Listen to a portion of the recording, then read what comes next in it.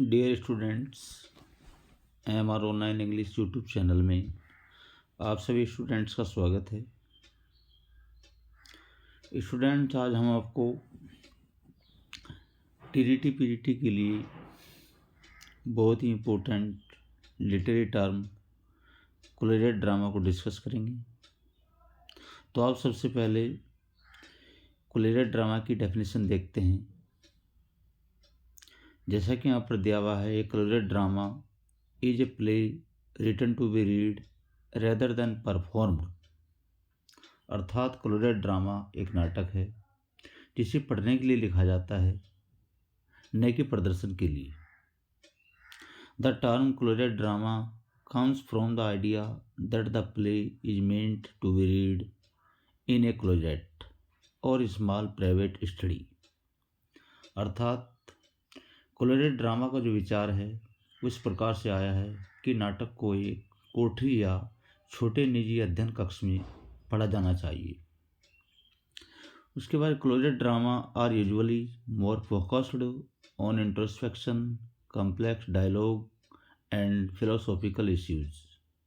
अर्थात closet drama जो होता है आमतौर पर आत्मनिरीक्षण के लिए, जटिल संवाद के लिए और दार्शनिक मुद्दों के लिए लिखा जाता है। अर्थात इनके ऊपर ये केंद्रित होता है।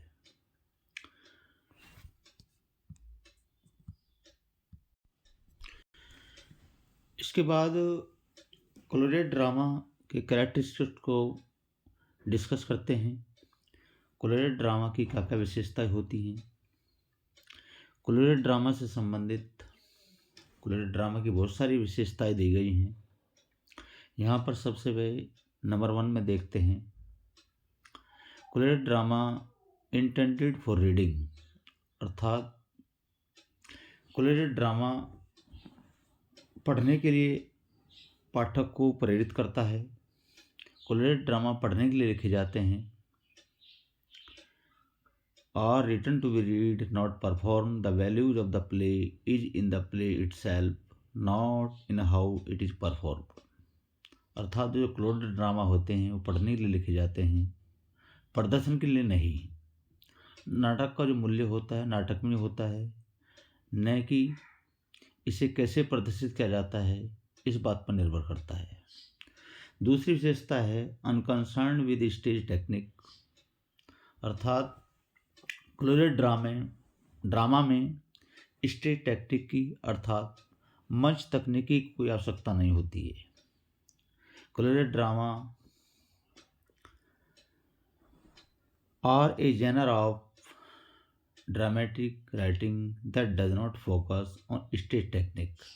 अर्थात कोलरिएट ड्रामा होता है नाटकीय लेखन की एक शैली है जो कि मंच तकनीक पर ध्यान केंद्रित नहीं करती है। उसके बाद यहाँ पर नंबर 3 को देखते हैं। नंबर 3 में यहाँ पर दिया हुआ है published as manuscripts.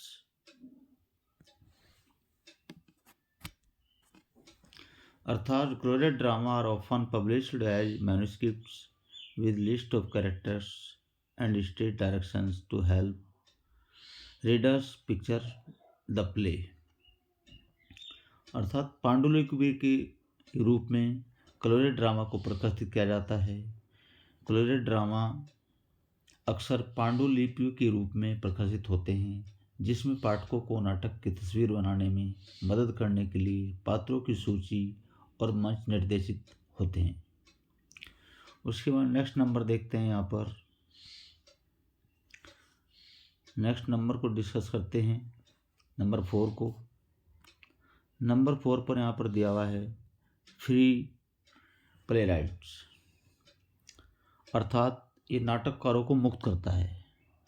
कोलरिएट drama can be a freely style of writing for playwrights because they don't have to worry about impressing on audience. अर्थात कोलरिएट ड्रामा नाटककारों के लिए लेखन की एक मुक्त शैली हो सकती है क्योंकि उन्हें दर्शकों को प्रभावित करने की चिंता नहीं करनी पड़ती है। उसके बाद नेक्स्ट नंबर यहाँ पर 5 दिया हुआ है avoid censorship. playwrights might choose to write closet drama to avoid censorship of their work, especially if it has political implications. अर्थात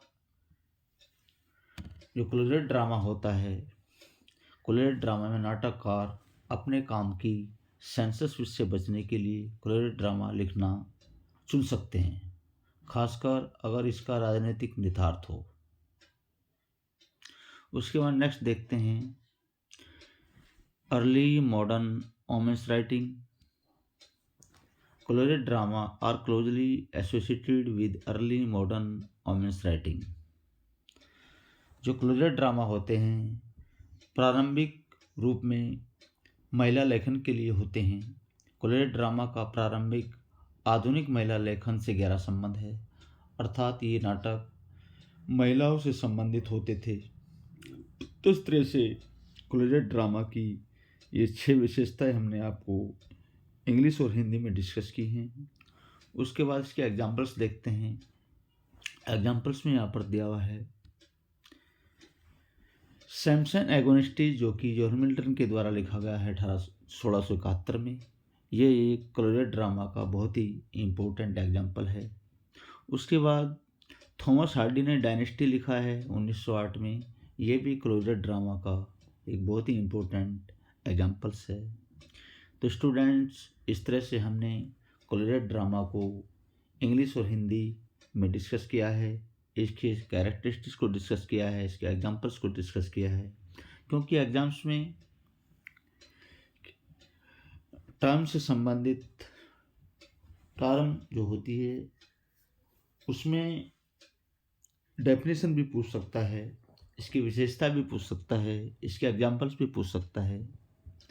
तो हमने इस लिटरेरी टर्म को अर्थात क्लोजेट ड्रामा को कंप्लीटली आपको समझा दिया है।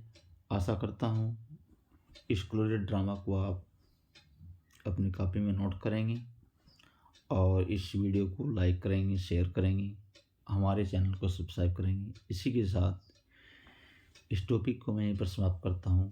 थैंक्स।